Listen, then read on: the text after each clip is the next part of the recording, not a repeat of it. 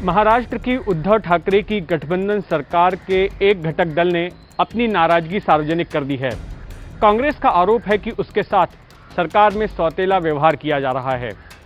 उसकी इस नाराजगी को दूर करने के लिए उद्धव ठाकरे कांग्रेस के वरिष्ठ नेताओं के साथ सोमवार के दिन एक बैठक करने वाले थे, लेकिन उद्धव ठाकरे की पत्नी को पितृशोक होने के कारण ये बैठक फिलहाल टल गई है।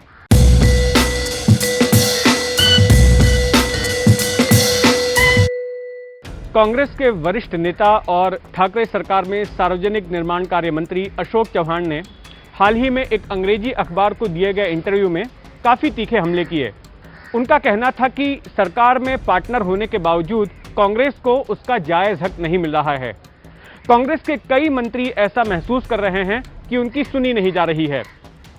इसके अलावा जो डेवलपमेंट फंड सरकार की ओर से जारी किया जाता है तो उसमें भी समानता नहीं है, कांग्रेस को ज़्यादा फंड नहीं मिल रहा है। उनका कहना है कि हर विधायक अपने क्षेत्र का विकास करना चाहता है और इसलिए उसे भी बराबरी के अनुपात में फंड दिया जाना चाहिए। अशोक चव्हाण ने इस इंटरव्यू में ये भी कहा कि भले ही कांग्रेस का मकसद हर हाल में बीजेपी को सत्ता से बाहर रखना हो, लेकिन इस बात को कांग्रेस की मजबूरी नहीं समझना चाहिए। उन्होंने ये भी कहा कि ठाकरे सरकार पर अफसरशाही हावी है और सरकारी अफसर आपस में घटक दलों के बीच अनबन पैदा कर रहे हैं। हाल ही में कांग्रेस के महाराष्ट्र इकाई के प्रमुख और ठाकरे सरकार में मंत्री बालासाहेब थोरात ने भी ये कहा था कि सरकार में कांग्रेस को साइडलाइन किया जा रहा है।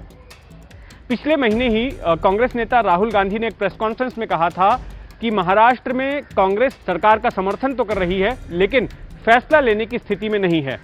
कांग्रेस के लिए चिंता का एक विषय राज्यपाल कोटे से भरी जाने वाली विधान परिषद की 12 सीटें भी हैं।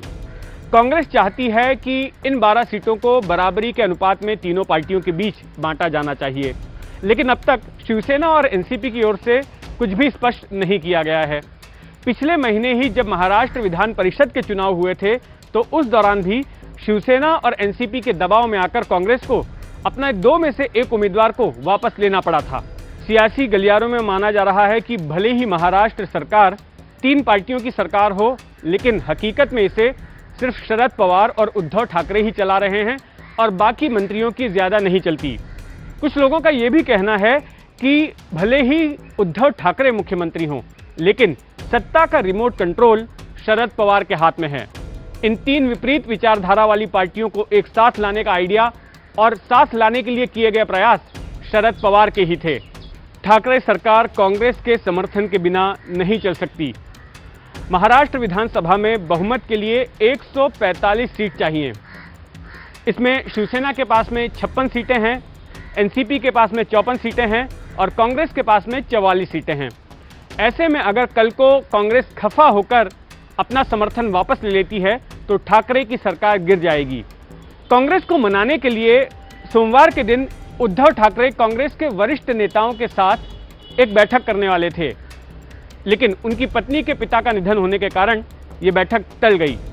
उधर बीजेपी महाराष्ट्र सरकार के घटक दलों के बीच चल रही इस अनबन पर बारीकी से नजर बनाए हुए है। हाल ही में देवेंद्र फडणवीस ने यह कहा था कि उनका इरादा इस सरकार को गिराने का नहीं है, लेकिन ये सरकार अपने अंतर्विरोधों के चलते ही गिर जाएगी। एबीपी न्यूज आपको रखे आगे।